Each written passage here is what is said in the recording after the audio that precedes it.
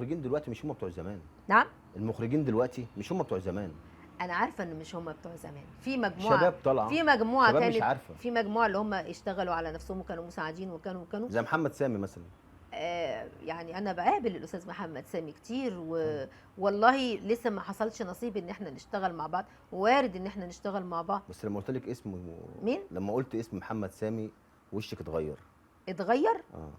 لا بتكلم بجديه بقى، اتغير ليه ليه بقى؟ يعني ان شاء ما انت الله؟ كنت بتحكي دلوقتي اول ما قلت محمد سامي راح وشك كده. عشان انت طرحت مخرج من المخرجين الكويسين الكبار المحترمين، فلازم لما انا اجي اتكلم بتكلم بكل مصداقيه. أيوة. فالمصداقيه ليها جديه.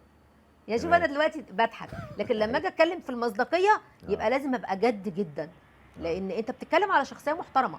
تمام. فاهمني؟ ومش استاذ محمد سامي بس، اكتر كتير. من مخرج، ناس من المخرجين الجيل اللي هو مش هقول جديد، لان هو دلوقتي اللي متربى على عرش الدراما، مش الاستاذ محمد سامي بس، المجموعه اللي موجوده في مجموعه حلوه جدا من الاجيال الاجيال اللي اثبتت نفسها كمخرجين على الدراما المصريه، موجودين وكويسين جدا جدا. ما فيش فرصه ان انا اشتغلت معاهم، لكن وارد جدا يبقى في فرصه، عادي.